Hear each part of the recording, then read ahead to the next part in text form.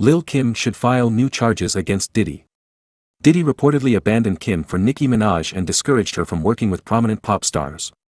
Just suppose Lil Kim knows Diddy could die if she speaks. Others came out after Cassie's November Diddy lawsuit. ACC claims have been wild. More ridiculous assaults and other allegations were filed despite Diddy's protests. Everyone hates Bad Boy Records CEO. Miss Jones added hers recently.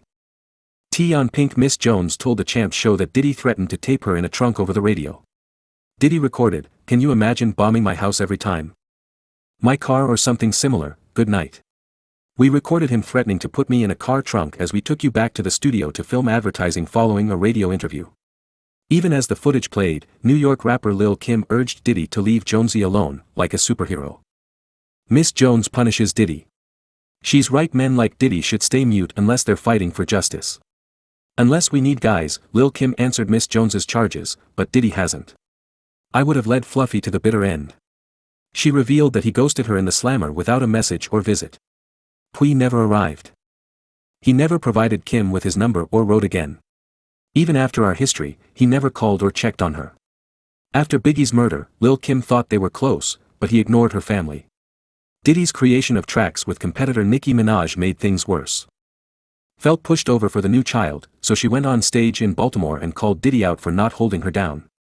My be show, Pui, you should be ashamed because, in the end, never start her on a big camera and no one will make one again. Like Nicki Minaj, you attacked Kim, the OG, and seemed spiteful. Your mistake is deeper, so let me explain. Legendary figure, nobody can fill her shoes, therefore, it was disappointing when Diddy didn't adore and credit her after incarceration. My letter and visit never arrived. People like Oprah sent me 3 letters. In an interview, Diddy criticized Kim's reaction, worsening issues. Little Kim is screaming at the world. Love and lament Lil Kim's wrath. I never thought she'd fail with another artist.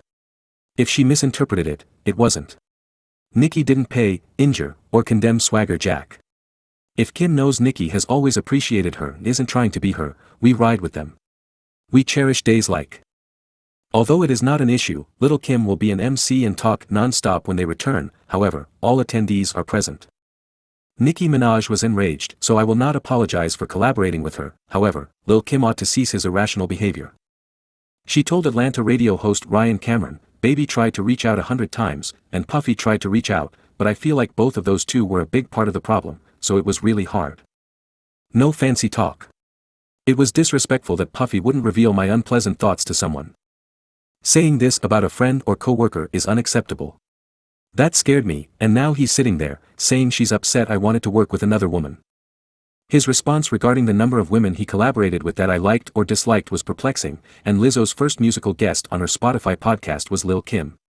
Kim reported key encounters with Diana Boris, Michael J. and Michael Jackson. Although only you and Michael Jackson were permitted to attend and fan out, I accompanied my daughter Rihanna to the front row. I did, kid. Wait, you never saw Michael Jackson? I met him but never saw him. MJ admired Queen Bee and wanted Kim on his record. Rodney said, yo, I was playing Queen for Michael Jackson, and he was like, man, I love how she raps behind the beat, and it's so sexy. Saying that shows our effort. Get you on the album, I said, what? Puffy, Kim's manager, prevented my leg from slipping off the seat, healing it. Puffy said he could be controlling because I was his younger sister when we told him.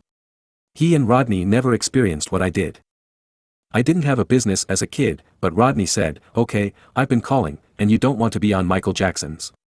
In ignorance of the situation, I asked, what are you crazy? And missed out.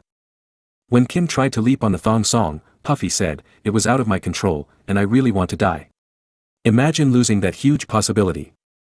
The intervention left many shaken and annoyed, with one saying, wow, she is still holding some form of devotion to him.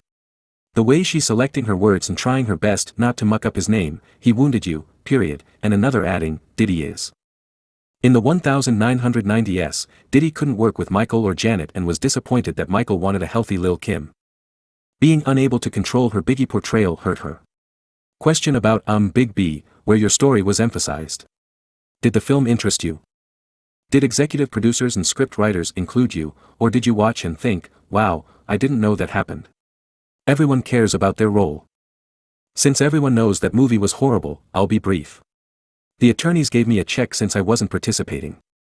I only stay out for that. She pondered. Biggie wrote rhymes but created all her songs. That differs from consulting Biggie. Lil Kim met Biggie while she was young and didn't understand marriage. She declares her love for him. Bad circumstances left me unsure of what to do. Honestly, I wouldn't play with married men again. Well, so she was more annoyed than I was, and DN, she was married to this guy, but he was everyone's, and I love him, don't you? Though he was occasionally a piece, I loved him. The notorious Big and Lil Kim are longtime lovers and musicians. Biggie wanted to work with Kim after seeing her Brooklyn street skills.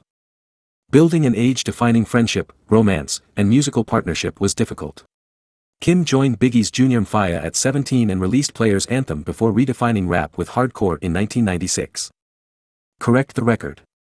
Kim found she was pregnant while recording hardcore, strengthening their closeness despite their rocky studio chemistry.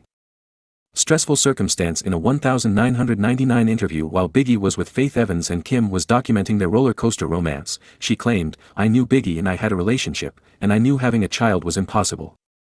Ever heard you call yourself a mistress? His marriage was clear, and I had no pride. I appeared babyish. Many think I'm old and have worked in this industry. Teenager, so I had to wait a year till I turned 18 to sign my contract. Definitely, you were a baby when I started the industry. I was a teen, but my music was so mature they were afraid to call it a TE. Before you met, how old were you already? It wasn't a good connection." Kim told Ebro in the morning of 2017 that their relationship was problematic and recalled Jermaine Dupri stating Biggie drew a gun on her. Studio. As Kim said, "I hated that I exclusively attracted violent men for a long time. Guys can accomplish anything in the industry, but not nothing." Her dad left. Gone. Ada told DJ Vlad's vlog that Diddy wouldn't let Massive leave Bad Boy for $60 million Mega Millions.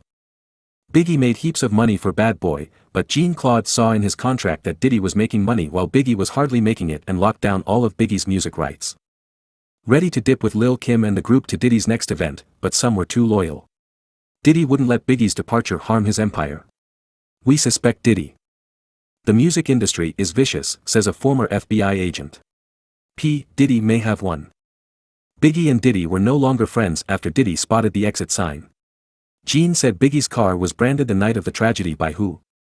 Only Diddy's Bad Boy Record street team could put indecent stickers on hired cars. Thanks for raising important problems. One street team member may have done it, and they all performed music things without your knowing. I didn't know the street team put stickers on cars, street signs, or walls, so someone was hired to do it on puff cars and other cars. Rented, defiling stickers, and costing money. Our crew member wanted them to know the vehicle was big, but here's the spice. The Diddy confession. Stickerlessness smells strange. A marked car was ordered for Biggie, while Diddy remained hidden during the investigation. The security chief gave street team assignment indications, but this shielded them. The evil street team snitches plotted a larger attack.